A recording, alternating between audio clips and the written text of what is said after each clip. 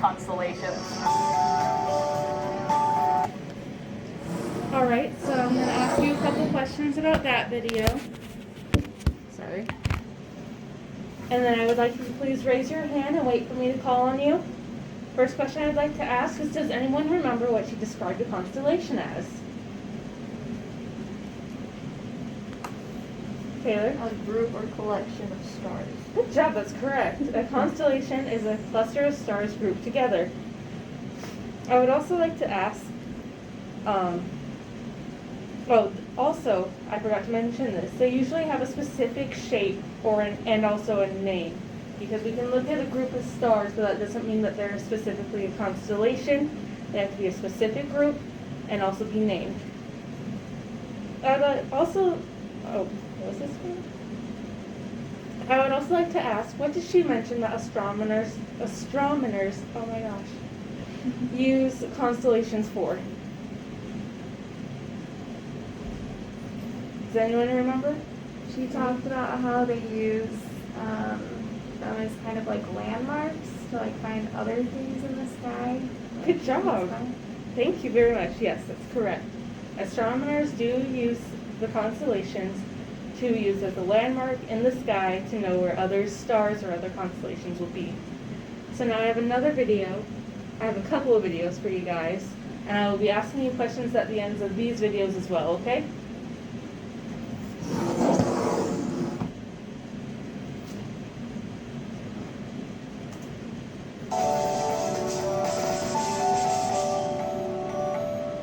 Earth's motion. Depending on where in the world you are and when you're looking, different constellations will have moved into view in the night sky. What constellations are visible where you live this time of year? To find out, just grab a few friends, maybe some nice hot chocolate, and wait for dark to do some serious stargazing. All right. So for this video, I was wondering, do you guys know which hemisphere we live in right now? Yes? Northern hemisphere. Exactly. We currently live in the northern hemisphere. And can anyone name some reasons why we may or may not be able to see some of the constellations in the sky? Yes? Because the time of year, like the season. Mm-hmm. The time of year and the season. Is there anything else?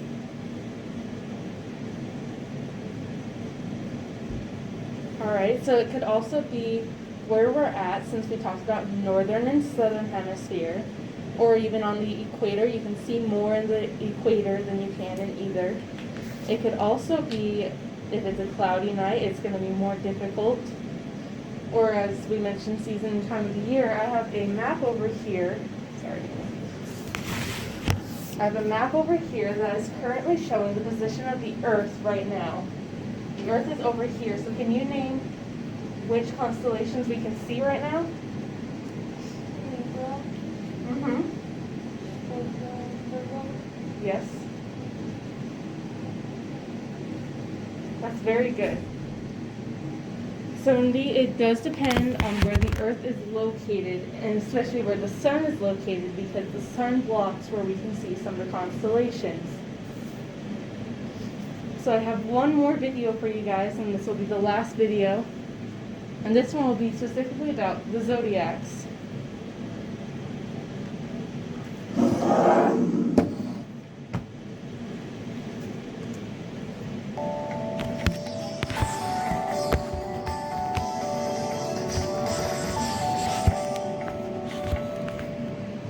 People have been studying the skies for centuries, and who can blame them? It is beautiful up there. On any given clear night, there are probably more than 2,000 stars that you can see. And that's without a telescope. Way before telescopes were even invented, ancient astronomers tracked the movement of objects in the sky. And over time, one group of objects ended up getting a lot of attention. I'm talking of the sun and even our own planets. But you can look forward to learning more on that in the next episode. Alright, so that's the last video today, and I'd like to ask a couple questions. Do you guys remember how many constellations this video mentioned us having? Constellations just like in general? Like the Zodiac constellations that she mentioned. 33. Yes. And although she mentioned 13, today we will only be talking about 12 of them because the 13th is kind of new, so it's a bit harder to find information about it that's accurate throughout different sites. And then also, I want to ask, did you guys realize a common theme for a lot or most of the symbols for the different signs?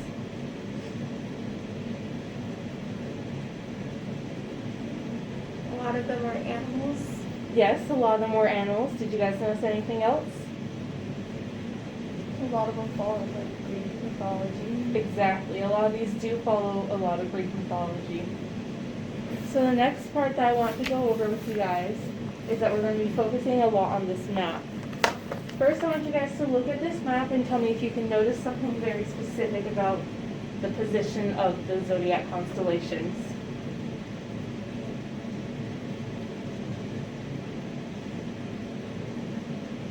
Do you guys recognize anything? The zodiac constellations are kind of shaped like a clock. We have Sagittarius as if it was 12 o'clock, Virgo as if it was 3 o'clock, Gemini as if it was 6 o'clock, and Pisces as if it was 9 o'clock. Do you guys happen to know what your signs are? I'm an Aries. Alright, Aries. Also an Aries. What about you? Gemini. A Gemini. Can you guys see where your sign is on the board? Now here's an interesting fact. So can you tell me first where we see the Earth is closest to for the constellations right now?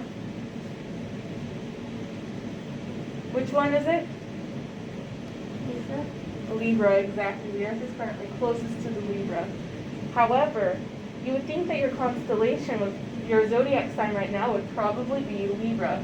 But that's not the case because how we determine the constellation zodiac sign for you is what sign is across the sun from the Earth.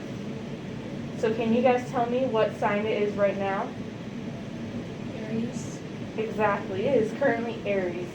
I've also put the dates here so if any of you didn't know what your zodiac signs were, you could look and see if your birthday falls from, for example, Aries, March 21st to April 19th.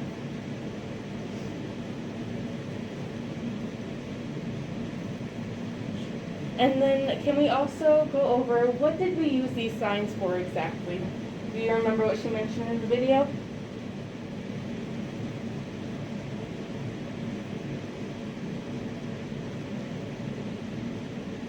Are you talking about like us or the Greeks? Both how the Greeks used it and how like modern astronomers use the zodiac constellations and other constellations right now. Isn't it so like the Greeks, they used it to determine like the month that they were in, kind of? Mm-hmm. Yes, we do use the constellations to determine the time of the year and the position of the Earth. Can you guys name one other thing that we use the constellations for? Like direction. Exactly, directions. We can use it to tell where other constellations or stars are, or even a lot of people use the constellations to help them navigate across the planet. Okay, so now you guys, I'm going to show you how to do your assignment. I'm going to pass out papers, and then I have your specific signs ready. So you said Aries for you too? And then here's a Gemini for you.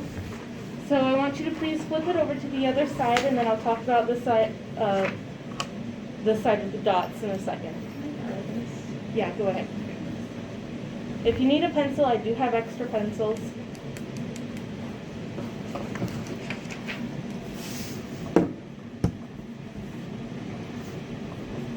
Alright, so I need you to please pull out a computer or a cell phone or whatever you have. A computer would probably work best just because I need you to go to another search engine for part of this.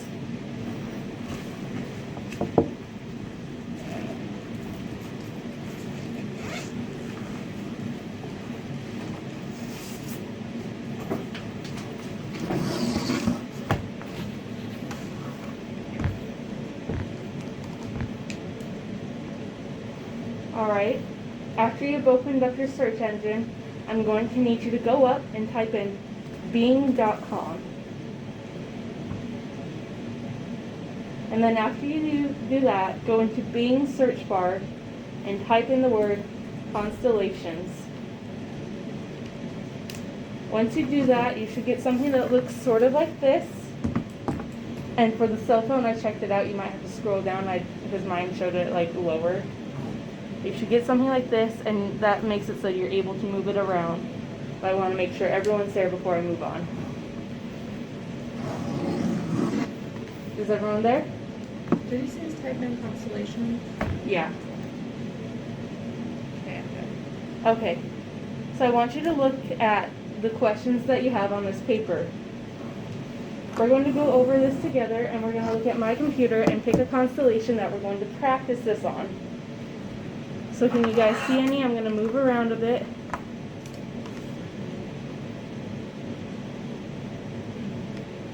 And name one, sorry. And name a constellation that you would like to go over. On serpents. In the middle, serpents.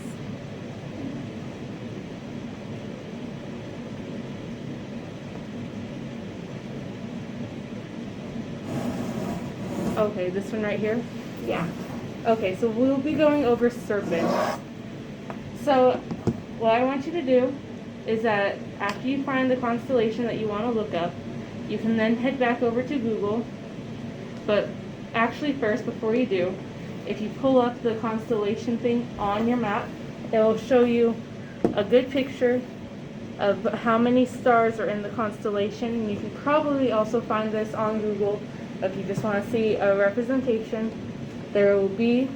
And then what I'm going to have you do, I already did an example at home. You're going to draw the constellation as if it were a connect the dots sort of thing and show me that constellation on that side. So we get to pick our own. Yes, you get to pick your own constellation and you get to research it. And then after you take the constellation, you can head back over to Google, and then we will type in the first few questions that we get. So can someone read that first question for me? What is the name of your constellation? Yes, so our name of our constellation was? Serpents. Yes. So I'm going to type up surface, constellation, and then, well actually we put that so you can write that there. So we're doing serpents on this one? No, this one will be after I show you. Oh, okay. Because I'm showing you what I want you to do right now. Sorry, I should have explained that. You're good. So we're going to look up serpents, and then we can also see that shows us other pictures of the constellation. So then if the image you saw on the other thing was too small, you can click on it and it'll show you a bigger image. Now can someone else read me the next question? Is your constellation in the northern or southern hemisphere? Thank you. So what we will do is type in, is serpents in the northern or southern hemisphere? And you type that out. You can search around and you usually be able to see an explanation, and it says ours is in which hemisphere? Northern. Northern. So then we would write northern. And then this part you can also do when you search up the image of your constellation. It asks how many stars there are. If you aren't certain, you can look it up, how many stars are in serpents. So we'll look that up together now.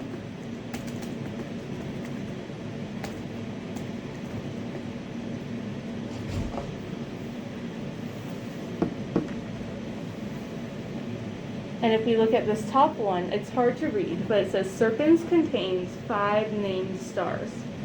So what we would do for there is write 5 stars. And then can you read the next question for me, please? What does your constellation represent? Thank you. So this one might seem a bit weird in the wording, but kind of like how, for example, Aries, because we have a couple Aries, represents the ram. We're going to see what serpents represents. So we'll type in, what does serpents represent? And even on the first one, we get serpents represents a gigantic snake.